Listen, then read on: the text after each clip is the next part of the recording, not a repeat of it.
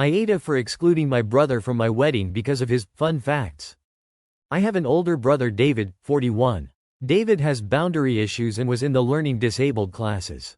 My parents never let him out of the home. He has a very rough personality, and because he was never allowed to work or do anything, so in his 40s he doesn't have friends. He still dominates the conversation at every holiday with fun facts, and goes off on those and doesn't realize no one is listening. My other siblings and I just really don't like David because my parents let him do whatever and just dominate whatever social settings we are in. My older sister eloped because of David being my mom kept trying to find David a place at her wedding. I'm getting married to Mel, and my youngest brother Nick is my best man. My sister who is close to Mel is in the bridal party. Her husband is one of my best men and their son is a ring bearer. My wife wants a real wedding and not be forced to elope like my sister did. David has no place. He's not going to be invited because the first thing he did was insult the ring I got my Mel was his fun facts about how diamonds are worthless and do not resell well. I should have got her a second-hand engagement ring or a colored stone engagement ring. We then got a history on engagement rings and marriage tradition. We tried shutting him up but he wouldn't, and my mom said let the professor talk. Even at 40 she thinks my brother fun facts are cute.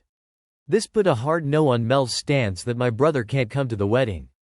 If my parents defend him, even once, they are not coming. She not having not wedding like my sister, and it's time for David to be put in his place.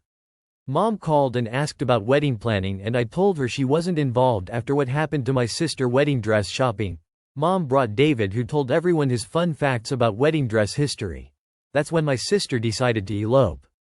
I told Mom if she and Dad wanted to come to the wedding as guests they can, but David isn't invited.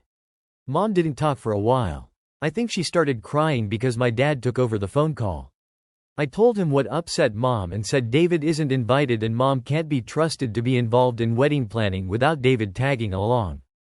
Dad said he doesn't understand why we all hate David, and I told him what is wrong with his fun facts. My dad said, the boy likes to talk and there's no harm in it. I told my dad that's the thing, there is harm in David's fun facts, and now no one wants to be around him. Dad started arguing, saying stuff in defense of David, and I told Dad we are at a stalemate and I guess all three of you won't be coming to the wedding.